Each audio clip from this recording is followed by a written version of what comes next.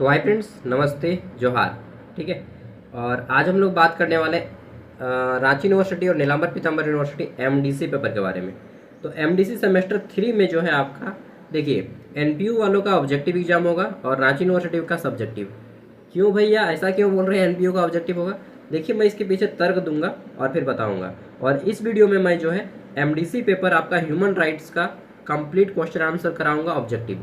पहले मैं दिखा देता हूँ एमडीसी पेपर में आपको क्या क्या सब्जेक्ट है। तो एमडीसी 3F टोटल 6 गो सब्जेक्ट है एमडीसी में, जिसमें से 90% स्टूडेंट एमडीसी ह्यूमन राइट्स को चुनते हैं, जिसको हिंदी में मानवाधिकार कहा जाता है। मानव का अधिकार, ह्यूमन मतलब मानव, राइट मतलब अधिकार। ठीक है, तो मानवाधिकार है। दूसरा है एमडीसी सोसाइटी एंड साइकोलॉजी। ठीक है, इसको बोलते हैं समाज और मनोविज्ञान। कुछ लोगों ने इसको रखा है, कुछ लोगों ने MDC 3D development and management of human resources.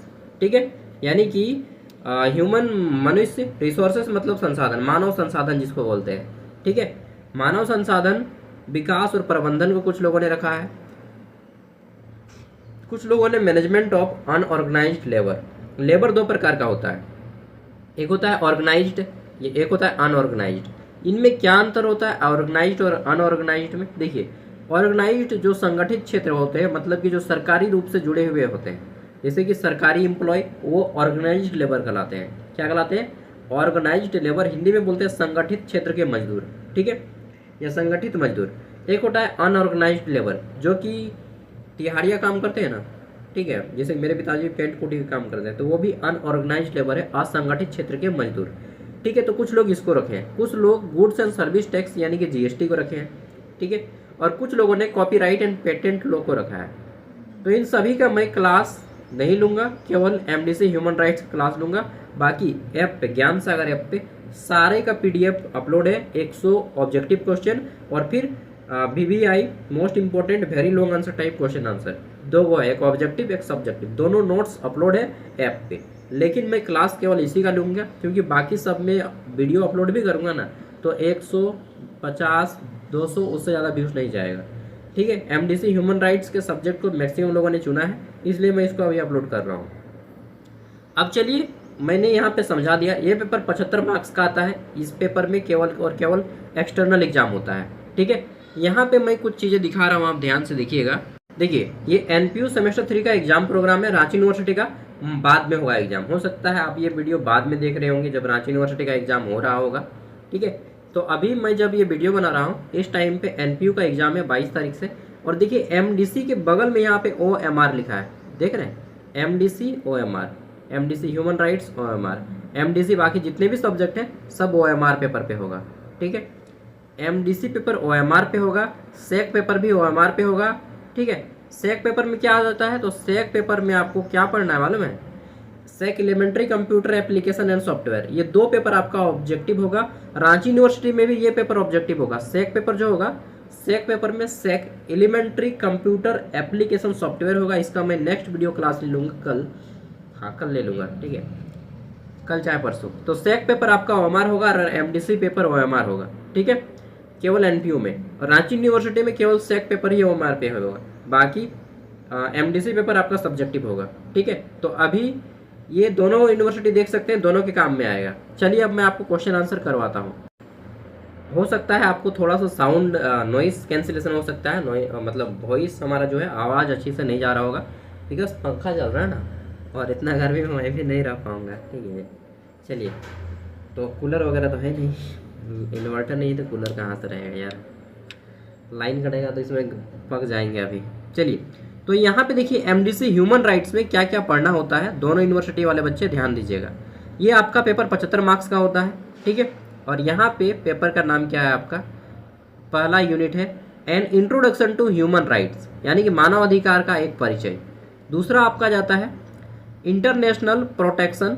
ठीक है, अंतर्राष्ट्रीय सुरक्षा। इसमें आपको प्रोमोशन ऑफ ह्यूमन राइट्स, मानव अधिकार का बढ़ावा और अंतर्राष्ट्रीय सुरक्षा के बारे में जानना है। तीसरा आपको human rights in India, Bharat में मानव अधिकार के बारे में जानना है। चौथा यूनिट है आपका protection and promotion of human rights in India, ये जानना है। और 5वें नंबर पे जाना है issue and concept in human rights, यानी कि इशू कौन कौन से मुद्दे हैं, ठीक है, मानव अधिकार को लेकर, ओके, चलिए, तो ये 5 यूनिट है, पाँचों यूनिट से मैंने जो है 150 क्वेश्चन ऑब्जेक्टिव में रेडी किया है। ऑब्जेक्टिव ध्यान रखिए, दोनों यूनिवर्सिटी में आएगा, बट रांची यूनिवर्सिटी में आ भी सकता है, नहीं भी आ सकता है, कंफर्म नहीं हुआ अभी, लेकिन एनपीयू का एग्जाम ऑब्जेक्टिव में होगा, जैसा कि मैंने एग्जाम प्रोग्राम में दिखा दिया, एग्जाम प्रोग्राम में है। ठीक है, मैं खुद से भविष्यवाणी नहीं कर रहा हूँ, ठीक है, ये मेरा फोरकास्ट नहीं है, आपका जो यूनिवर्सिटी एग्जाम प्रोग्राम जारी किया है उसके अकॉर्डिंग मैं बता रहा हूँ। चलिए देखिए किस टाइप के क्वेश्चन इसमें आते हैं। मानव अधिकार का मुख्य आधार क्या है? What is the basis of human right? तो ह्यूमन राइट्स का मेन अधिकार है मानव की गरिमा, ह्यूमन डिग्निटी। ठीक है, मैं अपना फेस हटा दूँ, चलिए अब अच्छा रहेगा। मानव गरिमा, ठीक है, ह्यूमन डिग्निटी। मानवाधिकार का मूल आधार मानव गरिमा है, क्योंकि हर व्यक्ति को सम्मान पूर्वक जीवन जीने का अधिकार है। ठीक है, नेक्स्ट अगला जाता है मानवाधिकार की सबसे मुख्य विशेषता क्या है। ठीक है, इंग्लिश में जो कंफर्टेबल है वो इंग्लिश को पढ़ेंगे। What is the most important feature of human rights? तो देखिए मोस्ट इंपॉर्टेंट फीचर है सार्वभौमिक, यानी कि यूनिवर्सल। ठीक है, सार्वभौमिक मानवाधिकार सभी व्यक्तियों पर समान रूप से लागू होता है, इसलिए इसे सार्वभौमिक कहा जाता है। सार्वभौमिक मतलब सभी में अप्लाई होने वाला। ठीक है, मानवाधिकार किससे संबंधित है? तो मानवाधिकार जो है व्यक्ति के जीवन और स्वतंत्रता से संबंधित है, life and liberty of individual. ठीक है, प्रत्येक व्यक्ति के जीवन और स्वतंत्रता से संबंधित है मानव का अधिकार। नेक्स्ट है मानवाधिकार शब्द का सही अर्थ क्या है? तो मानव का मूल अधिकार इसका सही अर्थ है। ठीक है, बेसिक राइट ऑफ ह्यूमन। अगला आ जाता है मानव अधिकार निम्न में से कौन सा मानव अधिकार मूल तत्व है? ठीक है, तो देखिए समानता, असमानता, भेदभाव या दमन, ये मूल तत्व क्या है? यहाँ पे मानव अधिकार सबसे मूल तत्व है, क्या है हमारा? समानता। ठीक है, इक्विलिटी। ओके, नेक्स्ट और हमारे मौलिक अधिकार में भी बताया गया है हमारे 6 मौलिक अधिकार हैं। कितने मौलिक अधिकार हैं हमारे? 6 फंडामेंटल राइट है हमारे 6, जो कि इंडियन कॉन्स्टिट्यूशन के द्वारा दिया गया है। और इसमें क्या बोला गया है 6 फंडामेंटल राइट में कि मनुष्य का जो अधिकार है, ठीक है, इसमें समानता का अधिकार, ठीक, स्वतंत्रता का अधिकार, शोषण के विरुद्ध अधिकार, ठीक, शिक्षा और सांस्कृतिक संबंधी अधिकार, संवैधानिक उपचारों का अधिकार। इस तरह से हमारे 6 मौलिक अधिकार हैं, ये भी हमारे मानवाधिकार में आते हैं। ठीक है, नेक्स्ट मानवाधिकार का संबंध किससे नहीं है? तो देखिए स्वतंत्रता से है, न्याय से है, ठीक, और गरिमा से है, लेकिन भेदभाव से नहीं है। ठीक है, डिस्क्रिमिनेशन से नहीं है, मानवाधिकार भेदभाव के खिलाफ होते हैं, इसलिए यह इससे संबंधित नहीं है। ठीक है, नेक्स्ट मानवाधिकार किसके लिए होते हैं? तो केवल अमीर के लिए, केवल गरीब के लिए, only for rich, only for citizen, सभी मनुष्य के लिए या पुरुष के लिए? तो सभी मनुष्य, कॉमन सेंस का क्वेश्चन है। ठीक है, नेक्स्ट यूनिट 2 से आपका जो है इंपॉर्टेंट क्वेश्चन आएगा। मानव अधिकार की प्रकृति क्या है? ठीक है, तो मनुष्य के अधिकार की प्रकृति क्या है? सार्वभौमिक है, यूनिवर्सल है। ये वर्ड जहाँ पे दिखिएगा आप उसको ऑप्शन में टिक लगा दीजिएगा। ठीक है, मानव अधिकार किससे प्राप्त होता है? तो जन्म से प्राप्त होता है, बाय बर्थ से प्राप्त होता है हमें ये राइट। ठीक है, नेक्स्ट मानव अधिकार का मुख्य उद्देश्य क्या है? तो मानव अधिकार का मुख्य उद्देश्य है क्या? सम्मानजनक जीवन जीने का। ठीक है, नेक्स्ट आगे देख लेते हैं। डिग्निफाइड कहा जाता है सम्मानजनक जीवन को, डिग्निफाइड सम्मानजनक। ठीक है, याद कर लीजिएगा कुछ कुछ वर्ड।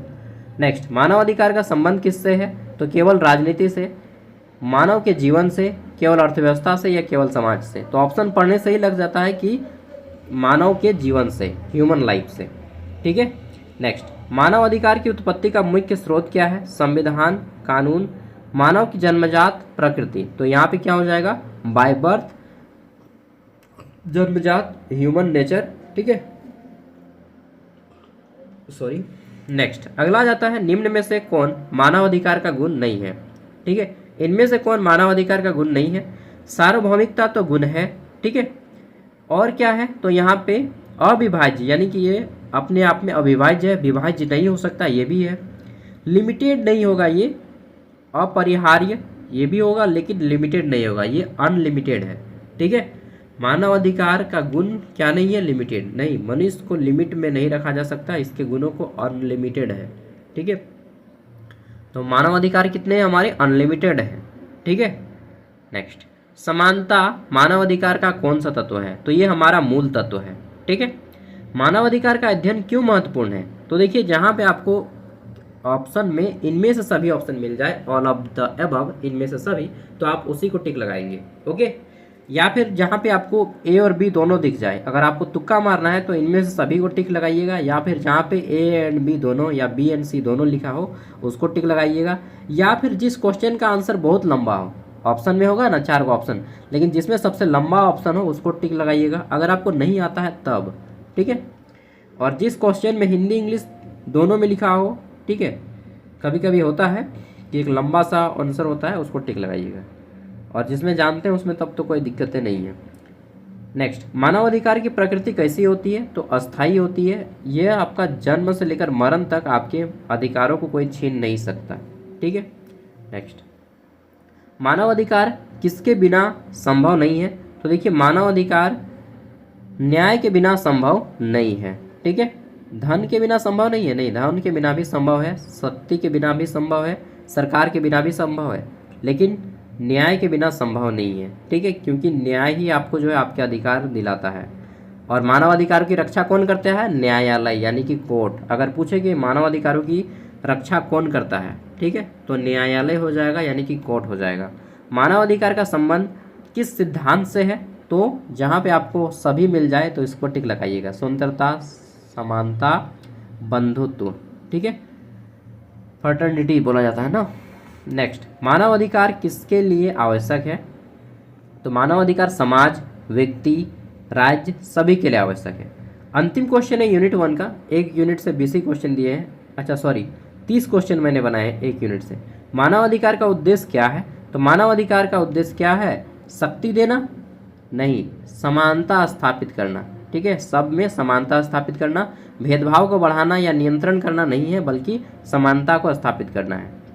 मानवाधिकार का संबंध किससे नहीं है? ठीक है, तो मानवाधिकार का संबंध जो है किससे नहीं है? भेदभाव से नहीं है, ठीक है, डिस्क्रिमिनेशन से नहीं है, स्वतंत्रता से है, समानता से है, न्याय से है। ठीक है, मानवाधिकार का सबसे महत्वपूर्ण सिद्धांत कौन सा है? तो इनमें से सभी, मानवाधिकार का सबसे महत्वपूर्ण सिद्धांत क्या है? इनमें से सभी, ऑल ऑफ दीज या all of the above. Next, आगे देख लेते हैं। अगला आ जाता है हमारा, मानवाधिकार किसके लिए अनिवार्य है? ठीक है, तो मनुष्य का अधिकार किसके लिए अनिवार्य है? सभी मनुष्य के लिए अनिवार्य है, ये हो जाएगा ऑल ह्यूमन। ठीक है, नेक्स्ट आगे देख लेते हैं। तो अगला आ जाता है हमारा यहाँ पे क्वेश्चन, मानवाधिकार का उल्लंघन क्या है? ठीक है, इनमें से क्या मानवाधिकार का उल्लंघन है? अधिकार को देना, अधिकार को छीनना उल्लंघन है। ठीक है, समानता देना या न्याय देना, तो अधिकार को छीनना जो है हमारा क्या है? मानवाधिकार का उल्लंघन करना कहलाता है। ठीक है, मानवाधिकार का संबंध किससे है? नैतिकता से है, कानून से है, दोनों से है, या कोई नहीं? तो मैंने क्या बोला था, जहाँ पे दोनों आ जाएगा, ए और बी दोनों, तो उसको टिक लगाना है। ठीक है, नेक्स्ट अगला जाता है यहाँ पे, मानवाधिकार का मूल उद्देश्य क्या है? ठीक है, मानवाधिकार का मूल उद्देश्य क्या है? सामाजिक न्याय को प्राप्त करना। ठीक है, सोशल जस्टिस को प्राप्त करना मानवाधिकार का मूल उद्देश्य है। नेक्स्ट, मानवाधिकार किससे जुड़े हुए हैं? तो जहाँ पे आपको मिल जाए इनमें से सभी, उसको टिक लगा दीजिएगा। ठीक है, नेक्स्ट आगे देख लेते हैं, मानवाधिकार का उल्लंघन किससे होता है? तो भेदभाव से होता है। ये क्वेश्चन जो है कुछ कुछ रिपीटेड हो गए हैं। मानवाधिकार की रक्षा कौन करता है? तो न्यायालय करता है, लेकिन यहाँ पे आपको सरकार, न्यायालय, समाज तीनों हो जाएगा राइट आंसर। लेकिन मुख्य रूप से अगर इनमें से सभी ना दे तो आपको न्यायालय पे टिक लगाना है। ठीक है, अंतिम क्वेश्चन है यूनिट 1 का, मानवाधिकार का संबंध किससे है? ठीक है, तो ऑल हो जाएगा इसका राइट आंसर। अब आ जाता है दूसरा हमारा, ठीक है, इंटरनेशनल ह्यूमन राइट्स के बारे में। तो यहाँ पे अब आपको डेटा वगैरह रहेगा, तो वो सब आप अपने दिमाग से भी कर लीजिएगा। ठीक है, कॉमन सेंस लगा के, लेकिन यूनिट 2 के प्रश्नों को आपको याद करना होगा, इसमें आपको डेट वगैरह रहेगा। ठीक है, तो क्वेश्चन आ जाता है हमारा यहाँ पे यूनिट 2 का, कि सार्वभौमिक मानवाधिकार की घोषणा, ठीक है, universal declaration of human rights कब अपनाई गई? तो ये वर्ष 1948 में अपनाया जाता है। ठीक है, वर्ष 1948 में सार्वभौमिक मानवाधिकारों की घोषणा को अपनाया जाता है। ठीक है, और कब अपनाया गया? पूरा डेट है 10 दिसंबर 1948, संयुक्त राष्ट्र महासभा के द्वारा अपनाया जाता है। इसलिए हर वर्ष 10 दिसंबर को मानवाधिकार दिवस मनाते हैं। पूछेगा कि मानवाधिकार दिवस कब मनाया जाता है? तो 10 दिसंबर। ठीक है, प्रत्येक साल 10 दिसंबर को इंटरनेशनल ह्यूमन राइट्स डे, अंतर्राष्ट्रीय मानवाधिकार दिवस मनाया जाता है। 10 दिसंबर याद रखिएगा, ठीक है, 10 दिसंबर याद रखिएगा भाइयों और बहनों, ठीक है, इंटरनेशनल ह्यूमन राइट्स डे मनाया जाता है। सार्वभौमिक मानवाधिकार घोषणा, ठीक है, को किसने अपनाया था? तो किसने अपनाया था? WHO ने नहीं, UNO ने, संयुक्त राष्ट्र महासभा। ये राइट आंसर क्या हो जाएगा? संयुक्त राष्ट्र महासभा ने 10 दिसंबर 1948 को अपनाया था, ऑप्शन बी, ठीक है। नेक्स्ट, नागरिक और राजनीतिक अधिकार पर अंतर्राष्ट्रीय वाचा किससे संबंधित है? ठीक है, तो राइट आंसर हो जाएगा नागरिक और राजनीतिक बोला है ना, तो नागरिक और राजनीतिक अधिकार से संबंधित है, ठीक है, सिविल एंड पॉलिटिकल राइट्स से, ऑप्शन सी। नेक्स्ट, अगला जाता है आर्थिक, सामाजिक और सांस्कृतिक अधिकारों पर अंतर्राष्ट्रीय वाचा किससे संबंधित है? ठीक है, तो देखिए मैंने बताया था कि जो आंसर बहुत लंबा रहेगा उसको टिक लगा दीजिएगा, अगर आपको नहीं मालूम है तो इस पर टिक लगा दीजिए, बी नंबर। इसमें आर्थिक यानी कि आर्थिक, सामाजिक, सांस्कृतिक अधिकार जो है इस सभी से है। जैसे बहुत से लोग अपना कोई भी पैसा कर सकते हैं, कोई भी काम कर सकते हैं, समाज में कहीं पर भी आना जाना, किसी भी राज्य में जाके रह सकते हैं, संस्कृति अपनी कोई भी आपका कल्चर है आप उसे पालन कर सकते हैं, कोई रोक टोक नहीं, ठीक है। नेक्स्ट, महिलाओं के प्रति सभी प्रकार के भेदभाव का उन्मूलन पर सम्मेलन कब अपनाया गया? ठीक है, तो इसके लिए कॉन्फ्रेंस आयोजित किया जाता है 1989 में, 1979 में, ठीक है। 1989 में एक कॉन्फ्रेंस होता है महिलाओं के अधिकार को लेकर, खास तौर पे महिला अधिकार, ठीक है। बाल अधिकार, देखिए भारत में बहुत सारे बच्चों को बाल श्रम करवाया जाता है। 14 वर्ष से कम उम्र का बच्चा अगर कहीं पे काम करता हुआ मिल जाता है तो उसको जो है बाल श्रम का कानून के तहत उसको जेल में डाला जा सकता है 6 महीने तक मिनिमम, ठीक है, और अधिक से अधिक 3 साल तक। चाइल्ड लेबर के गुनाह में अगर कोई भी बच्चा 14 साल से कम उम्र के बाद काम करता है तो उसको चाइल्ड लेबर कहा जाता है। 15 साल के बाद काम कर रहे हैं तो फिर आपको चाइल्ड लेबर नहीं कहलाएगा, लेकिन 14 साल मिनिमम एज होता है कि भाई 14 साल से कम उम्र के बच्चों को आप जो है कहीं पर भी काम नहीं करवा सकते, ठीक है। अब घर का कोई काम है तो उसको मत बोलिएगा, घर में छोटा मोटा काम कर सकता है अपने ही घर का, लेकिन दूसरे के घर का नहीं, ठीक है। नेक्स्ट, बाल अधिकार सम्मेलन कब अपनाया गया है? बाल अधिकार, तो बाल अधिकार सम्मेलन जो है 1989, देखिए महिला अधिकार को कब अपनाया जाता है? 1979, ठीक है, 79 इसको 1979, अच्छा 89 और 79 में आप लोग कन्फ्यूज हो जाते हैं, 79 को बोलते हैं 79, ठीक है, 79 के बाद 80 आता है, और ये जो है आपका 89 है, ठीक है, इसको बोलते हैं 89, 89 के बाद 90 आता है, ठीक है, 1989, 89 के बाद 90, ठीक है। हिंदी में कन्फ्यूजन है, हिंदी पढ़िए, हिंदी में बहुत पीछे हैं। नेक्स्ट, इंग्लिश मीडियम के बच्चे हिंदी में अक्सर पीछे होते हैं और हिंदी मीडियम के बच्चे अक्सर इंग्लिश मीडियम में पीछे होते हैं। सूचना का अधिकार किससे संबंधित है? RTI जो होता है, राइट टू इन्फॉर्मेशन, ये किससे संबंधित है? तो ये सूचना के अधिकार से संबंधित है, जिसे 2005 में लागू किया गया था भारत में। कब? सूचना का अधिकार अधिनियम 2005 में भारत में लागू हुआ था, RTI, ठीक है। RTI कब लागू हुआ? 2005 में। नेक्स्ट क्वेश्चन है हमारा, डैश में कितने अनुच्छेद हैं? ठीक है, UDHR, universal declaration of human rights, जो 10 दिसंबर 1948 को लागू होता है, इसमें कितने अनुच्छेद हैं? तो यह एक किताब बनता है कानूनी रूप से, और इसमें कुल 30 अनुच्छेद हैं। कितने आर्टिकल हैं? 30, ठीक है, 30 अनुच्छेद हैं। नेक्स्ट, ICCPR और ICSCR कब अपनाए गए? ठीक है, तो ये जो इंटरनेशनल लेवल का क्या है, तो ह्यूमन राइट्स को लेकर संगठन है, और इसको अपनाया कब गया? 1966 में। ये सब आपको लिखना होगा तभी याद होगा, 1966 में अपनाया गया है। अगला है मानवाधिकार दिवस कब मनाया जाता है? तो मानवाधिकार दिवस जो है 10 दिसंबर को मनाया जाता है। 10 दिसंबर 1948 को शुरू हुआ, 10 दिसंबर 1948 को universal declaration of human rights, मानवाधिकारों की सार्वभौमिक घोषणा की गई संयुक्त राष्ट्र संघ में, ठीक है। अंतर्राष्ट्रीय मानवाधिकार विधेयक कौन से दस्तावेज से शामिल है? अंतर्राष्ट्रीय मानवाधिकार विधेयक कौन से दस्तावेज से शामिल है? अब देखिए यहाँ पे सभी इतना बड़ा बड़ा ऑप्शन है ना कि हालत ख़राब हो जाएगा। तो देखिए मैंने बोला था कि जो ऑप्शन बहुत बड़ा रहेगा, ऑप्शन है बहुत छोटा है। क्वेश्चन पहले पढ़िए, अंतर्राष्ट्रीय मानवाधिकार विधेयक कौन से दस्तावेज शामिल है, यानी कि जब इंटरनेशनल मानव अधिकार को लेकर कानून बना तो कौन क्या क्या शामिल है?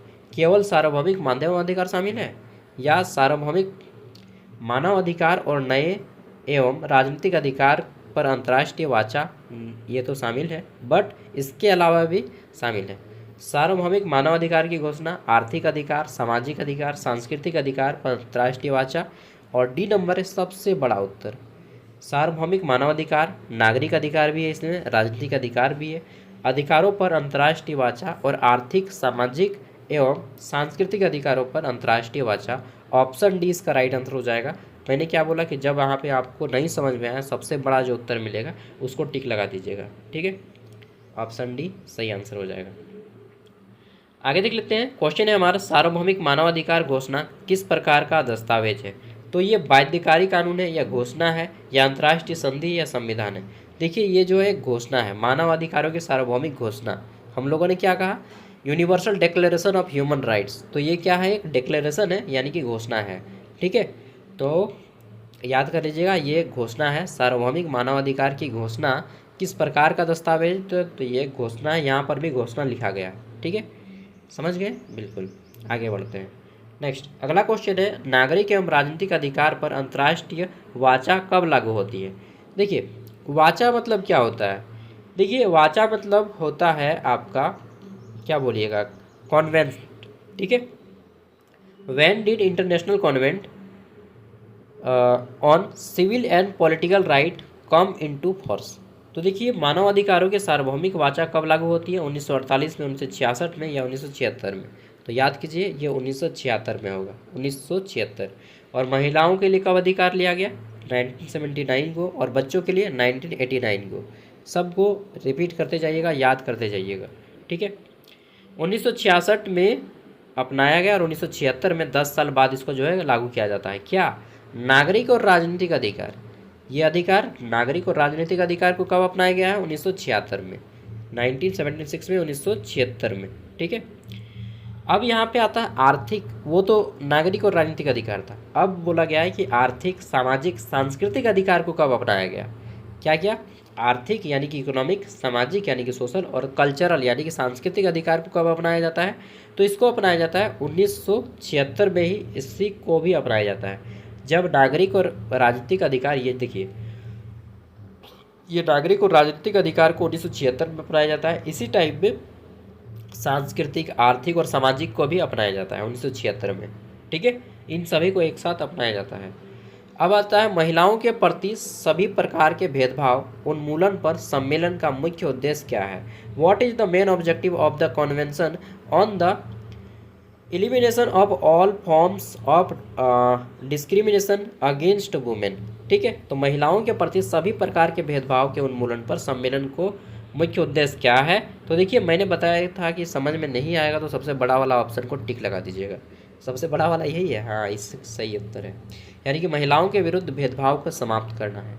ये क्वेश्चन भी है ना, महिलाओं के प्रति सभी प्रकार के भेदभाव का उन्मूलन सम्मेलन का मुख्य उद्देश्य क्या है? कि महिलाओं के विरुद्ध जितने भी भेदभाव हो रहे हैं उसको समाप्त करना, ऑप्शन बी, ठीक है।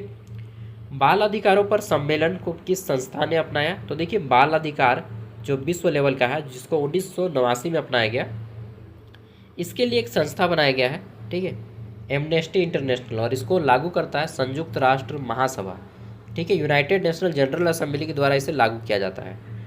नेक्स्ट, सूचना का अधिकार का मुख्य उद्देश्य क्या है? What is the main objective of the right to information? सूचना का अधिकार का मुख्य उद्देश्य क्या है? शासन में नियंत्रण, शासन में पारदर्शिता लाना, ट्रांसपेरेंसी लाना, ठीक है, transparency in governance, okay. Next, ताकि देखिए सूचना का अधिकार मिलेगा कि मान लीजिए आपने कोई फॉर्म अप्लाई किया है, सपोज दैट आपने जो है आवासीय जाति का फॉर्म अप्लाई किया है, आवासीय जाति या आय का। अब आप सूचना चाहते हैं, चाहे आपने स्कॉलरशिप का फॉर्म अप्लाई किया है, आपका फॉर्म कहाँ तक गया, तो ये इन्फॉर्मेशन कैसे मिलेगा? तो ऑनलाइन भी मिल सकता है, ऑफलाइन भी मिल सकता है। तो इसी को बोलते हैं सूचना का अधिकार, कि कहाँ तक मेरा काम हुआ, ठीक है। सूचना का अधिकार ये ट्रांसपेरेंसी लाता है, हमें पारदर्शिता लाता है, ठीक है, हम देख सकते हैं अपने काम को। सार्वभौमिक मानवाधिकार की घोषणा प्रथम अनुच्छेद किससे संबंधित है? तो देखिए 30 गो जो अनुच्छेद है ना, 30 गो अनुच्छेद है ना जी, मैंने अभी बताया है। तो यह प्रथम अनुच्छेद किससे संबंधित है? समानता और सुंदरता से। ठीक है, ये ऑप्शन है समानता और सुंदरता, फ्रीडम एंड इक्वलिटी से संबंधित है। नेक्स्ट अगला जाता है नागरिक एवं राजनीतिक अधिकारों पर अंतर्राष्ट्रीय वाचा में कौन सा अधिकार शामिल है? देखिए यहाँ पे दो अधिकार की बात किया गया है, नागरिक और राजनीतिक। तो देखिए शिक्षा का अधिकार है, या अभिव्यक्ति की स्वतंत्रता है, या स्वास्थ्य का अधिकार है, या रोजगार का अधिकार है। तो देखिए अभिव्यक्ति जिसको हम फ्रीडम ऑफ एक्सप्रेशन बोलते हैं, ठीक है, ये इसमें आ जाता है राजनीतिक और नागरिक अधिकार में। ठीक है, अब देखिए यहाँ पे आ जाता है कि आर्थिक, सामाजिक, सांस्कृतिक अधिकारों पर अंतर्राष्ट्रीय वाचा में कौन सा अधिकार शामिल है? तो मतदान का अधिकार, रोजगार का अधिकार, अभिव्यक्ति की स्वतंत्रता, या धर्म की अभिव्यक्ति। तो देखिए यहाँ पे आर्थिक किस में आ जाता है? रोजगार करने का, कहीं पर भी हम रोजगार कर सकते हैं। सामाजिक और सांस्कृतिक, तो ये मूल रूप से जो है रोजगार का अधिकार में शामिल होता है। ठीक है, राइट टू वर्क, रोजगार का अधिकार। नेक्स्ट आगे देख लेते हैं, महिलाओं के प्रति सभी प्रकार के भेदभाव के उन्मूलन पर सम्मेलन का मुख्य उद्देश्य क्या है? तो देखिए लंबा सा आंसर दे दीजिए। ठीक है, महिलाओं के विरुद्ध भेदभाव को समाप्त करना। नेक्स्ट आगे देख लेते हैं, बाल अधिकारों पर सम्मेलन किसके अधिकारों की रक्षा करता है? तो बाल अधिकार यानी कि बच्चों के अधिकार की रक्षा करेगा। सिंपल सा आंसर हो जाएगा बच्चों के अधिकार की, right of children, option B. ठीक है, थोड़ा सा दिमाग लगा के आंसर दीजिएगा तो बिना पढ़े भी आप इसका आंसर कर सकते हैं। सार्वभौमिक मानवाधिकार घोषणा का संबंध किससे है? The universal declaration of human rights is related to. तो किससे है ये? देखिए universal declaration of human rights किससे है? केवल राजनीतिक अधिकार, केवल आर्थिक अधिकार, या सभी मानव अधिकार? तो देखिए जहाँ पे सभी रहेगा इसी को टिक लगाना है, सभी मानव अधिकार, all human rights. Okay, next अब आ जाता है नागरिक और राजनीतिक अधिकारों पर अंतर्राष्ट्रीय वाचा और आर्थिक, सामाजिक, सांस्कृतिक अधिकारों पर अंतर्राष्ट्रीय वाचा किसका हिस्सा है? तो ये जो कॉन्वेंट अपनाया गया, ठीक है, किससे है? संविधान से या अंतर्राष्ट्रीय मानवाधिकार विधेयक से? तो देखिए मानवाधिकार पढ़ रहे हैं तो ये मानवाधिकार हो जाएगा। ठीक है, नेक्स्ट आगे देख लेते हैं, सूचना का अधिकार किससे संबंधित है? तो शिक्षा से, स्वास्थ्य से, सूचना से। सूचना का अधिकार है तो सूचना से संबंधित होगा, ऑप्शन सी इसका राइट आंसर हो जाएगा। ठीक है, सार्वभौमिक मानवाधिकार का घोषणा कौन करता है? अंतिम 3 क्वेश्चन बचा है। तो सार्वभौमिक मानवाधिकार की जो घोषणा है सभी देशों को करना होगा, सभी देश। ठीक है, जितने भी देश हैं सभी। केवल पे कभी भी टिक मत लगाइएगा और सभी पे हमेशा टिक लगाइएगा। ऑप्शन जहाँ पे केवल रहेगा उसको टिक नहीं लगाना है, जहाँ पे सभी ऑप्शन रहेगा उसको टिक लगाना है। ठीक है, आर्थिक, सामाजिक, सांस्कृतिक अधिकार पर अंतर्राष्ट्रीय वाचा किससे संबंधित है? तो ये केवल है तो टिक नहीं लगाना है, जहाँ पे सभी रहेगा तो यहाँ पे आ जाता है आर्थिक, सामाजिक, सांस्कृतिक अधिकार। ठीक है, बाल अधिकार पर सम्मेलन किसकी सुरक्षा है? बाल अधिकार पर सम्मेलन जो है किसकी सुरक्षा है? बच्चे के अधिकार की सुरक्षा है। बाल अधिकार है तो बच्चे का हो जाएगा। महिला के प्रति सभी प्रकार के भेदभाव का उन्मूलन, सम्मान किसके लिए है? तो महिला का है तो महिला हो जाएगा। ठीक है, अंतिम क्वेश्चन है यूनिट 2 का, अंतर्राष्ट्रीय मानवाधिकारों का मुख्य उद्देश्य क्या है? तो शांति और मानवाधिकारों की रक्षा करना। सबसे लंबा सा जो उत्तर रहेगा उसको आप टिक लगा दीजिएगा। ठीक है, अब आता है यूनिट 3। ठीक है, भारत में मानवाधिकार के बारे में। देखिए 30 मिनट के बाद या 20 से 30 मिनट के बाद आपको जो है 10 मिनट का ब्रेक लेना है, क्योंकि हमारी आंखें जो है थक जाती है मोबाइल देख देख के। तो प्रत्येक 20 से 30 मिनट के बाद जो है आपको एक ब्रेक लेना है। ठीक है, 10 मिनट का ब्रेक लीजिए आप भी, तो मैं भी 10 मिनट का ब्रेक लेता हूँ, उसके बाद फिर से आऊँगा, वीडियो को पॉज करूँगा मैं भी। आप भी चाहिए घूम घाम के आइए, मैं भी जाता हूँ घूम घाम के आता हूँ, फ्रेश हो गए। दिमाग में घुसने के लिए थोड़ा सा ब्रेक चाहिए इसको भी। ठीक है, लगातार मत पढ़िए। तो वेलकम बैक अगेन। चलिए देखिए, हम लोग ब्रेक लेना जरूरी है। प्रत्येक 22 से 30 मिनट के बीच में ना आपको एक ब्रेक लेना चाहिए, छोटा सा ब्रेक। इससे हमारा माइंड जो है रिफ्रेश होता है। ठीक है, और अगर आप लगातार 3 घंटे वगैरह वगैरह पढ़ते हैं तो देखिए बीच बीच में ब्रेक नहीं लेते हैं ना, तो आपका क्वालिटी जो है डाउन हो जाएगा। ठीक है, कहते हैं कि टांगे को जो कुल्हाड़ी होता है ना उसको मारते हैं ना, ठीक है, तो भटका जाता है, हम लोग तो भटका जाते हैं बोलते हैं। ठीक है, धार उसका ख़त्म हो जाता है, उसको बीच बीच में घिसना होता है। ठीक है, चलिए आगे बढ़ते हैं हम लोग। तो यहाँ पे है भारत में मौलिक अधिकार कहाँ से लिए गए हैं? तो भारत में 6 गो मौलिक अधिकार है। ठीक है, अभी हम लोगों ने बात किया है 6 मौलिक अधिकार है, और ये अमेरिका के संविधान से लिए गए। कहाँ से? अमेरिका के संविधान से मौलिक अधिकारों को। ठीक है, पहले हमारा 7 मौलिक अधिकार हुआ करता था। एक मौलिक अधिकार है हमारा संपत्ति का अधिकार, इसको हटा दिया गया है मौलिक अधिकार की श्रेणी से। ओके, तो अमेरिकी कॉन्स्टिट्यूशन हो जाएगा, अमेरिका का संविधान हो जाएगा। नेक्स्ट अगला जाता है भारतीय संविधान में मौलिक अधिकार किस भाग में रखे गए हैं। ठीक है, तो भारत के संविधान में मौलिक अधिकारों को भाग 3 में रखा गया है। किस भाग में? भाग 3 में। ठीक है, भाग 3 इसका राइट आंसर हो जाएगा। अनुच्छेद 12 से 35 तक इसमें आता है। मौलिक अधिकार जो है अनुच्छेद 12 से 35 तक आते हैं भाग 3 के अंतर्गत। ठीक है, नेक्स्ट अनुच्छेद 14 किससे संबंधित है? तो ये मौलिक अधिकार है। और कौन सा मौलिक अधिकार है? तो ये जो है हमारा समानता का अधिकार है। सबसे पहला अधिकार है हमारा स्वतंत्रता का अधिकार, अनुच्छेद 12 और 13। ठीक, फिर 14 जो है हमारा समानता का अधिकार आ जाता है। 12 13 क्या है? स्वतंत्रता का अधिकार। सबसे जरूरी चीज़ है स्वतंत्र रहना, दूसरी समानता रहना। ठीक है, स्वतंत्रता फिर समानता। ठीक है, नेक्स्ट आगे देख लेते हैं। तो ये स्पैम आता है, इस सब में कॉल मत कीजिएगा। ठीक है, नहीं तो फिर क्या बोल रहे हैं, वो आते रहता है। एक मिनट, चलिए। और अनुच्छेद 14 जो है कानून के समक्ष समानता देता है हमें। ठीक है, अनुच्छेद 19 किससे संबंधित है? तो समानता तो होगा नहीं, ये 14 से संबंधित है। स्वतंत्रता होगा नहीं, 12 13 से संबंधित है। धर्म और न्याय, तो धर्म और न्याय में यहाँ पे क्या आ जाएगा? अरे भाई स्वतंत्रता हो जाएगा, सॉरी, ये स्वतंत्रता हो जाएगा। अनुच्छेद 19 भी हमारा स्वतंत्रता से संबंधित है। ठीक है, नेक्स्ट नागरिकों को स्वतंत्रता से संबंधित है अनुच्छेद 19। नेक्स्ट आ जाता है अनुच्छेद 21। अनुच्छेद 21 किससे संबंधित है? तो जीवन से संबंधित है। जीवन का अधिकार होता है अनुच्छेद 21। आर्टिकल 21 जो है जीवन और व्यक्तिगत स्वतंत्रता का अधिकार है। जीवन और व्यक्तिगत स्वतंत्रता का अधिकार, पर्सनल लिबर्टी जिसको हम लोग बोलते हैं। ठीक, नेक्स्ट आगे आ जाते हैं। तो अनुच्छेद 17 पूछा जाता है, इसको भी बता ही देता हूँ। ये छुआछूत या भेदभाव से संबंधित है। हम लोग बोलते हैं ना कि तुम ब्राह्मण हो, तुम क्षत्रिय हो, तुम वैश्य हो, तुम शूद्र हो। तो ये जो छुआछूत होता है, जाति प्रथा, ठीक है, अस्पृश्यता जिसको बोलते हैं, ये आर्टिकल 17 से संबंधित है। ठीक है, नोट करते चलिएगा, नहीं तो भूल जाइएगा ये सब। मौलिक अधिकार का उल्लंघन होने पर कौन संरक्षण देता है? तो कौन देगा? संसद। वाह, लात मार के भगा देगा, घुस नहीं देगा। न्यायपालिका जाना होगा, कोर्ट। ठीक है, कहाँ जाना होगा? जुडिशियरी के पास, न्यायपालिका के पास। ठीक है, मौलिक अधिकार के बाद आता है मौलिक कर्तव्य। मौलिक कर्तव्य संविधान में कब जोड़े गए? ठीक है, तो मौलिक कर्तव्यों को बाद में जोड़ा जाता है 1976 में। कब? 1976 में, 1976 पे। 1976 में और क्या हुआ था? याद कीजिए, 1976 में राजनीतिक अधिकार, ठीक है, नागरिक अधिकार और आर्थिक अधिकार को जोड़े गए थे। 1976 में भारत के संविधान में मौलिक कर्तव्य जोड़ा जाता है। हमारे 12 को मौलिक कर्तव्य, जैसे कि राष्ट्र झंडे को हमेशा सम्मान देना। ठीक, हम अपने देशवासियों के बीच में भाईचारे के साथ रहना।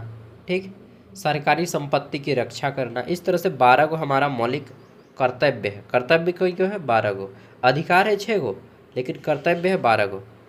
अधिकार कई गो है? 6 गो। मौलिक अधिकार 6 गो है और मौलिक कर्तव्य जो है 12 गो है। ये अधिकार 6 गो अमेरिका से लिया गया है और ये कर्तव्य जो 12 गो है ये रूस से लिया गया है। कहाँ से? रूस से। ठीक है, तो 42वें संविधान संशोधन द्वारा मौलिक कर्तव्यों को जोड़ा जाता है।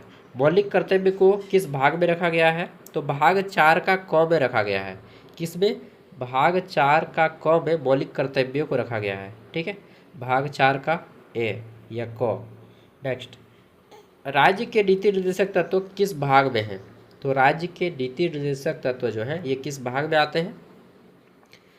ये भाग 4 में ही आते हैं। ठीक है, भाग 4 में कि प्रत्येक राज्य का अपने नागरिकों के प्रति कुछ कर्तव्य होता है, इससे ही राज्य का नीति निर्देशक तत्व कहा जाता है। ये भाग 4 में आते हैं। ठीक है, नेक्स्ट, मौलिक अधिकार का उद्देश्य क्या है? मौलिक अधिकार का उद्देश्य क्या है? मौलिक अधिकारों का उद्देश्य है, हम बोले थे कि एक बड़ा सा जो आंसर रहेगा ना उसको लिख दीजिएगा। तो व्यक्ति की स्वतंत्रता इसका राइट आंसर हो जाएगा। ठीक है, देखिए अब मैं थोड़ा सा आपको ऐप के बारे में बता देता हूँ। जो लोग ज्ञान सागर ऐप अभी तक इंस्टॉल नहीं किए उनके लिए। ठीक है, तो ये है हमारा ऐप ज्ञान सागर। इस ऐप का लिंक आपको इसी वीडियो का डिस्क्रिप्शन बॉक्स में मिल जाएगा। और अगर आप प्ले स्टोर में सर्च कीजिएगा ज्ञान सागर तो आपको ये ऐप मिल जाएगा प्ले स्टोर में भी। ठीक है, इसी चैनल के नाम पे रखा गया है जो लोग सब्सक्राइब नहीं किए चैनल को कर लीजिएगा। और ऐप को लिंक आपको वीडियो का डिस्क्रिप्शन में मिल जाएगा, प्ले स्टोर से ये डाउनलोड हो जाएगा। ठीक है, इंस्टॉल हो जाएगा। इंस्टॉल होने के बाद इस तरह से बिरसा मुंडा का फ़ोटो आएगा। ठीक है, क्योंकि हमारी झारखंड की पहचान है भाई बिरसा मुंडा है। ठीक है, उसके बाद यहाँ पे इस तरह से आपका ऐप ऑटोमेटिकली आ जाएगा। अब ऐसा आने के बाद आपको क्लिक करना है यहाँ पे क्रिएट एन अकाउंट पे आप क्लिक कीजिएगा। ठीक है, क्रिएट एन अकाउंट पे जैसे ही क्लिक करेंगे तो यहाँ पे आपका जो है फुल नेम और फ़ोन नंबर आएगा। यहाँ पे पूरा नाम दीजिएगा और यहाँ पे फ़ोन नंबर दीजिएगा। ठीक है, पूरा नाम दीजिएगा, फिर फ़ोन नंबर दीजिएगा यहाँ पे। उसके बाद क्रिएट एन अकाउंट पे क्लिक करेंगे। दोनों को डालने के बाद यहाँ पे क्लिक करेंगे क्रिएट एन अकाउंट, तो आपके फ़ोन पे OTP आएगा। OTP जैसे ही डालिएगा ये ऐप ओपन हो जाएगा इस तरह से। ठीक है, यहाँ पे आना है अब आपको ऑल कोर्स में, इस पर क्लिक कीजिएगा। ऑल कोर्स में यहाँ पे सभी कोर्स खुल जाएगा। ठीक है, सब यूनिवर्सिटी का आपको लेना है ये वाला, रांची यूनिवर्सिटी और NPU दोनों का सिलेबस सेम है, दोनों का कोर्स एक ही को रखा गया है। ठीक है, एक ही कोर्स, दोनों का सिलेबस सेम है तो अब क्या कोर्स अलग अलग रहेगा। ठीक है, दोनों को एक ही चीज़ पढ़ना है। तो यहाँ पे 60 रुपया का ये कोर्स है। बाय नाउ पे जैसे ही क्लिक करेंगे ऑनलाइन फ़ोनपे, गूगल पे, भीम, पेटीएम जो भी चलाते हैं सब ले लेगा। ठीक है, 60 रुपया पेमेंट कीजिएगा। और ये ऐप कितने साल के रहेगा भाई? 4 साल के लिए। ठीक है, ये 4 साल के लिए 60 रुपया जो लिया जा रहा है, 4 साल का ट्यूशन फीस है। और यहाँ पे आपको सेमेस्टर 3, 4, 5, 6, 7, 8 सभी का नोट्स ऑलरेडी अब अवेलेबल है, मतलब डाल दिया गया है। आप चेक करके देखिएगा, वहाँ पे सेमेस्टर 3 का देखना है 3 का देखिए, 4 का देखना है 4 का देखिए, 5 का देखना है 5 का देखिए, 6 देखना है 6 देखिए, सब का ऑलरेडी अपलोड है। ठीक है, और फिर यहाँ पे मान लीजिए सेमेस्टर 2 का देखिएगा। ठीक है, टोटल जो है अभी ये इतने सब्जेक्ट का डाल दिया गया है। ठीक है, लगभग 18-20 सब्जेक्ट का सब पेपर मिल जाएगा आपको। और मान लीजिए आपने PDF खोल दिया, व्यू PDF किया। ठीक है, किसी भी PDF को ओपन किए तो इस तरह से PDF ओपन हो जाएगा। अगर आप इस पर क्लिक करेंगे ये तीर के निशान पे, तो यहाँ से आपका जो है PDF फ़ोन पे डाउनलोड हो जाएगा। ये 60 रुपया केवल एक सेमेस्टर का नहीं, बल्कि हर एक सेमेस्टर का एक ही बार आप 60 रुपया दीजिए। 2030 तक आप जितना आपका यूज करना है यूज करते रहिए। ठीक है, सब सेमेस्टर फ्री हो जाएगा। मतलब इतना सस्ता, हाँ जी इतना सस्ता। ठीक है, नेक्स्ट आगे देख लेते हैं। क्वेश्चन है मौलिक अधिकार किसके खिलाफ लागू होते हैं? तो व्यक्ति, राज्य, समाज या सभी। देखिए मौलिक अधिकार जो है राज्य के खिलाफ लागू होते हैं। ठीक है, यहाँ पे क्या मारिएगा? सभी। यहाँ पे सभी नहीं टिक लगाना है। लेकिन एक मिनट, मौलिक अधिकार किसके खिलाफ लागू होते हैं? व्यक्ति के खिलाफ, समाज के खिलाफ, राज्य के खिलाफ। देखिए यहाँ पे राज्य हो जाएगा। ठीक है, नेक्स्ट एक क्वेश्चन ऐसा भी मिला जिसमें से सभी आंसर नहीं है। अनुच्छेद 32 किससे संबंधित है? तो अनुच्छेद 32 का संबंध किससे? शिक्षा, संविधान, धर्म या मानवता, किससे संबंधित है? अनुच्छेद 32 जो है हमारा संवैधानिक उपचारों का अधिकार से संबंधित है। ये हमारा एक मौलिक अधिकार है और संवैधानिक उपचारों का अधिकार एक मौलिक अधिकार है जो अनुच्छेद 32 से संबंधित है। ठीक है, अनुच्छेद 32 को किसने संविधान की आत्मा कहा? ठीक है, तो डॉक्टर भीमराव अम्बेडकर ने इसे संविधान की आत्मा कहकर पुकारा है। अनुच्छेद 32 जिसे संवैधानिक उपचारों का अधिकार। ठीक है, ये अधिकार रक्षा करने के लिए अदालत जाने का अधिकार देता है हमें, और इसे ही भारतीय संविधान की आत्मा कहा है डॉक्टर भीमराव अम्बेडकर ने। ठीक है, नेक्स्ट भीमराव अम्बेडकर को आप सबको मालूम है, संविधान का पिता भी कहा जाता है। नीति निर्देशक तत्व किसके लिए होते हैं? तो ये जो नीति निर्देशक तत्व होता है राज्य के लिए होते हैं। एक राज्य अपने नागरिकों को क्या क्या सेवाएं देगा, ये नीति निर्देशक तत्व में बताया गया है। और ये नीति निर्देशक तत्व जिसको इंग्लिश में directive principle of state policy कहा जाता है, पूरा नाम है इसका, इसमें जो है आयरलैंड से लिया गया है। किस देश के संविधान से? आयरलैंड। ठीक है, आयरलैंड। चलिए बोलिएगा भैया आपको कैसे मालूम है ये सब? मेरा पॉलिटिकल साइंस ऑनर्स है ना। ठीक है, BA political science, MA public administration. मौलिक कर्तव्य किसके लिए होते हैं? तो राज्य के लिए होते हैं या नागरिक के लिए होते हैं या न्यायपालिका या सांसद के लिए? देखिए मौलिक कर्तव्य जो है नागरिकों के लिए होते हैं, ताकि एक नागरिक, नागरिक मतलब आम आदमी, जनता को नागरिक कहते हैं या आम आदमी को ही नागरिक कहते हैं, कि एक आम आदमी को अपने राज्य देश का सम्मान करना चाहिए, सरकारी संपत्ति की रक्षा करनी चाहिए। ठीक है, जो हमारा झंडा है इसके सम्मान करना चाहिए। जब देश पे विपत्ति आए तो उसके लिए आगे आना चाहिए। तो ये कौन करेगा? आम आदमी ने करेगा। नागरिक ना करेगा। ठीक है, नेक्स्ट अगला जाता है मौलिक अधिकार और मानव अधिकारों के बीच मुख्य अंतर क्या है। तो मौलिक अधिकार और मानव अधिकारों के बीच में मुख्य अंतर क्या है। देखिए ये 115 पेज का PDF है, पढ़ते पढ़ते मेरा हालत ख़राब हो जाएगा। मौलिक अधिकार केवल भारत में लागू होते हैं, मानव अधिकार केवल मौलिक अधिकार केवल भारत में लागू होते हैं, मानव अधिकार केवल अंतर्राष्ट्रीय स्तर पर लागू होते हैं। मौलिक अधिकार संविधान द्वारा दिए गए हैं, जबकि मानव अधिकार जन्मजात हैं। तो मैंने क्या बताया था, जहाँ पे केवल ऑप्शन रहेगा उसको टिक मत लगाइएगा। यहाँ पे भी केवल लिखा हुआ है, यहाँ पर भी केवल लिखा है, तो इसको दोनों को टिक नहीं लगाना है। यहाँ पे लिखा है कि मौलिक अधिकार संविधान द्वारा दिए गए हैं, जबकि मानव अधिकार जन्मजात होते हैं। तो ऑप्शन सी इसका राइट आंसर हो जाएगा। पढ़ने से भी आपको लग जा रहा है। ठीक है, आगे देख लेते हैं। नेक्स्ट थोड़ा सा हम लोग पीछे की ओर से जाते हैं, क्योंकि बोर हो जाता हूँ मैं भी पढ़ाते पढ़ाते। ठीक है, ज़बरदस्ती नहीं होना चाहिए। अंतिम से देखते हैं 5वां यूनिट। इसमें हम देखते हैं कि इम्पोर्टेंट क्या है। मानव अधिकार की सुरक्षा के लिए क्या आवश्यक है, तो सबको मालूम है इनमें से सभी आवश्यक हो जाएगा। मानव अधिकार के संरक्षण में सबसे बड़ी चुनौती क्या है, तो गरीबी और अशिक्षा ये हो जाएगा। ठीक है, मानव अधिकार के गरीबी और अशिक्षा। नेक्स्ट अल्पसंख्यक के अधिकारों की रक्षा क्यों आवश्यक है। अल्पसंख्यक जिनकी मात्रा बहुत कम है, जैसे कि भारत में जैन धर्म के लोग बहुत कम है, तो इनको अल्पसंख्यक कहा जाता है। ठीक है, भारत में बौद्ध धर्म के लोग बहुत कम है, तो इनको अल्पसंख्यक कहा जाता है। तो राइट आंसर हो जाएगा इनमें से सभी, यानी कि इनके लिए समानता चाहिए, इनको शांति चाहिए, इनके शांति के लिए, इनके न्याय के लिए हमें जो है अल्पसंख्यक के अधिकार दिया गया है। ठीक है, दलितों के साथ भेदभाव किससे संबंधित है, तो इनमें से सभी, यहाँ पे ऑप्शन में नहीं है। समानता उल्लंघन, ठीक है, समानता के उल्लंघन के लिए दलितों के न्याय चाहिए। बंधुआ मजदूरी किसका उल्लंघन है, तो बंधुआ मजदूरी जो है स्वतंत्रता का उल्लंघन है, यानी कि आप किसी को ज़बरदस्ती काम पे नहीं लगा सकते, इसकी स्वतंत्रता का हनन होता है। ठीक है, बाल श्रम का प्रभाव क्या है, तो बाल श्रम बच्चे के अधिकार का हनन होता है। ठीक है, ये सब याद करने वाला नहीं और वो सब याद करने वाला है, ये सब अपने कॉमन सेंस से आप आंसर कर सकते हैं। महिलाओं के अधिकार महिलाओं के खिलाफ भेदभाव किसका उदाहरण है, तो महिलाओं के खिलाफ है ना, तो महिला हो जाएगा। कहाँ पे है महिला, महिला नहीं है। महिलाओं के खिलाफ भेदभाव मानव अधिकार का उल्लंघन है, ऑप्शन बी। ठीक है, तो ये जो आपका यूनिट है अंतिम 5वां यूनिट, इसमें आपको ज़्यादा याद करने की ज़रूरत नहीं है।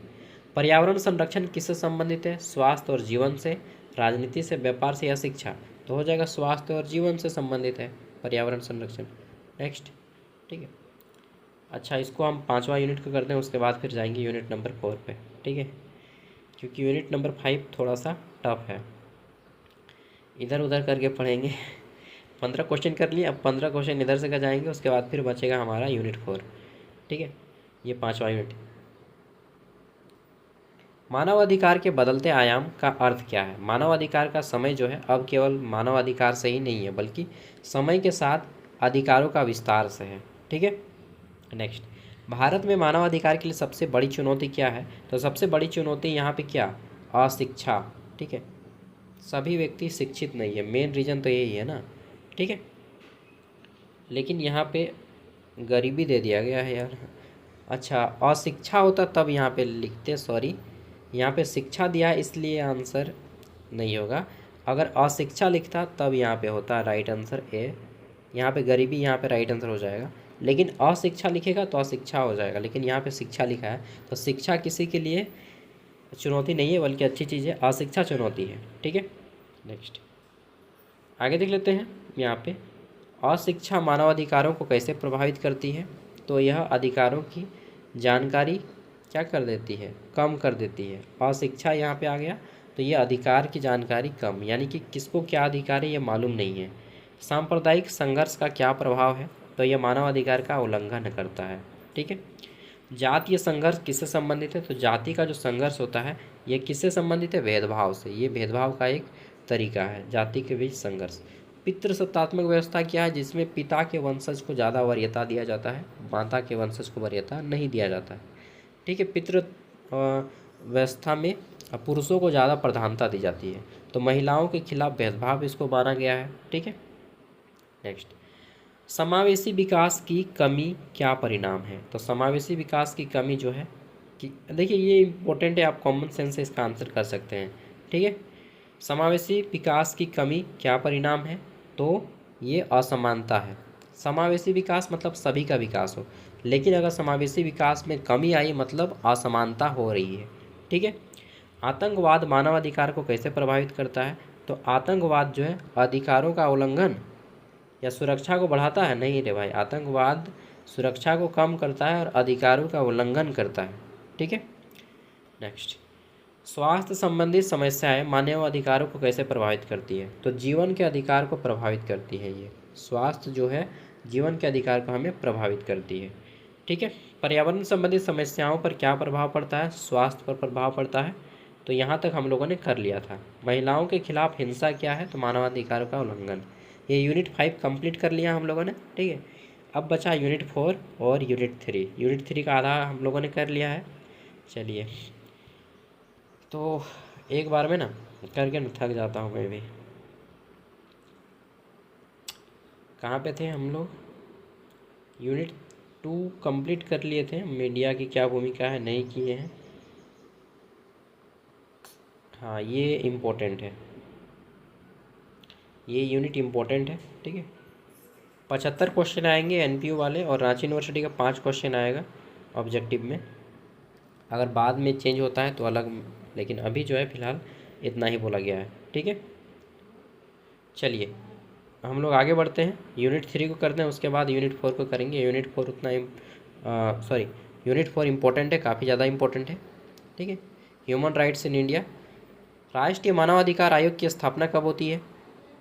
तो भारत में राष्ट्रीय मानवाधिकार आयोग एक है। ठीक है, जो पूरे भारत में महिलाओं के अधिकार सभी के अधिकार की रक्षा करता है, और इसका जो है 1993 में स्थापना किया गया। इसका हेडक्वार्टर नई दिल्ली में है। 1993 को इसकी स्थापना की जाती है। कब? 1993, ऑप्शन बी। अरे भाई लिखा हो तो सही, 1993 जो है राइट आंसर हो जाएगा। ठीक है, राष्ट्रीय मानवाधिकार की स्थापना 1993 में की गई। नेक्स्ट, राष्ट्रीय मानवाधिकार आयोग का गठन किस अधिनियम के तहत हुआ? तो मानव अधिकार संरक्षण अधिनियम 1993 के तहत होता है। ऑप्शन ए इसका राइट आंसर हो जाएगा।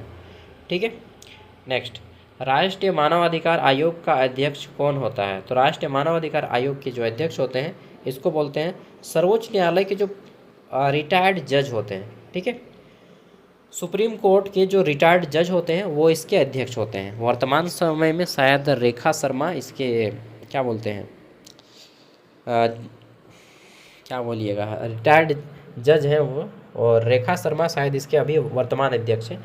एक बार चेक कर लीजिएगा कि भारतीय राष्ट्रीय मानवाधिकार आयोग के वर्तमान अध्यक्ष कौन हैं। ठीक है, शायद रेखा शर्मा है। नेक्स्ट, राष्ट्रीय मानवाधिकार आयोग का मुख्य कार्य क्या है? तो यह मानवाधिकारों की रक्षा करती है। क्या करती है? मानव के अधिकारों की रक्षा करती है। Option B. नेक्स्ट आता है, राष्ट्रीय मानवाधिकार आयोग का गठन कौन करता है? तो देखिए, राष्ट्रीय मानवाधिकार आयोग का जो गठन है राष्ट्र स्तर पे राष्ट्रपति और राज्य के स्तर पे राज्यपाल। ठीक है, तो यहाँ पे क्या पूछा गया? राज्य पूछा गया है ना, तो राज्यपाल हो जाएगा। राज्य मानवाधिकार आयोग के गठन कौन करते हैं? राज्यपाल। वर्तमान राज्य के राज्यपाल। झारखंड के वर्तमान राज्यपाल कौन है? श्री संतोष गंगवार। ठीक है, और भारत के वर्तमान राष्ट्रपति कौन है? श्रीमती द्रौपदी मुर्मू। ये सबको याद कर लीजिएगा, हो सकता है करंट अफेयर्स आपसे पूछ ले। नेक्स्ट, झारखंड राज्य मानवाधिकार आयोग किससे संबंधित है? ठीक है, तो झारखंड राज्य मानवाधिकार मानव संरक्षण से संबंधित है। नेक्स्ट, मानवाधिकार आयोग किस प्रकार का निकाय है? तो ये न्यायिक है या अर्ध न्यायिक है या विधायी है? ठीक है, तो ये जो है आधा न्याय इसमें है, अर्ध न्यायिक बोलते हैं इसको, क्वासी जुडिशियल। ठीक है, नेक्स्ट अगला जाता है, राष्ट्रीय मानवाधिकार आयोग का मुख्यालय कहाँ पे है? तो अभी मैंने बताया नई दिल्ली में है। नेशनल ह्यूमन राइट्स कमीशन का हेडक्वार्टर। ठीक है, कहाँ पे? नई दिल्ली में। ऑप्शन बी हो जाएगा दिल्ली, हालांकि नई दिल्ली होना चाहिए। नेक्स्ट पूछा गया, एनजीओ का फुल फॉर्म क्या होता है? एनजीओ का फुल फॉर्म होता है एन से नॉन, जी से governmental organization. Non governmental organization Hindi में बोलते हैं गैर सरकारी संगठन। ठीक है, कहाँ पे है नॉन गवर्नमेंटल ऑर्गेनाइजेशन? तो ये हो जाएगा ऑप्शन है नॉन गवर्नमेंटल ऑर्गेनाइजेशन, यानी कि जिसमें सरकारी सहायता नहीं मिलता है फिर भी ये रन करता है, चलता है। ठीक है, गैर सरकारी संगठन हिंदी में बोलते हैं। एनजीओ की क्या भूमिका है? तो एनजीओ जो है मानव अधिकारों की रक्षा करता है। ठीक है। हम जहाँ पे रहते हैं यहाँ पे बहुत सारे एनजीओस हैं, जैसे कि हम लोग का एक सहयोगिनी है जो बाल अधिकारों के लिए समय समय पे नुक्कड़ नाटक आयोजित करती है, ठीक है, हम लोग के बोकारो में। नेक्स्ट, और भी बहुत सारे हैं संगठन हमारे यहाँ पे। नेक्स्ट, मीडिया की क्या भूमिका है? मीडिया क्या देता है? जानकारी देता है, जागरूकता फैलाता है, या मानव अधिकारों के उल्लंघन को उजागर करता है, या सभी करता है? तो राइट आंसर हो जाएगा इनमें से सभी, ठीक है। नेक्स्ट, राष्ट्रीय महिला आयोग किसके लिए कार्य करता है? तो राष्ट्रीय महिला आयोग किसके लिए काम करती है? पुरुष, महिला, बच्चे या सभी? तो राइट आंसर हो जाएगा सभी के लिए काम करती है, ठीक है। नेक्स्ट, आगे देख लेते हैं, अल्पसंख्यक आयोग किसके लिए काम करता है? तो अल्पसंख्यक आयोग अल्पसंख्यक के लिए ही काम करेगा, ऑप्शन बी इसका राइट आंसर हो जाएगा, ठीक है। मानव अधिकार आयोग का मुख्य कार्य क्या है? तो मानव अधिकार आयोग क्या करता है? ये अधिकारों की रक्षा करता है। देखिए बाकी जितना भी आप लोग पढ़ लीजिएगा, मैं थक गया हूँ, ठीक है। और जो लोग नहीं खरीदें ऐप को परचेज कर लीजिएगा, वहाँ पे आपको सब्जेक्टिव ऑब्जेक्टिव सब मिलेगा, सेक पेपर, बैक, जितना भी पेपर है, AC paper, major paper, minor paper, सब मिलेगा यार, ठीक है। थैंक यू, बाय, जोहार।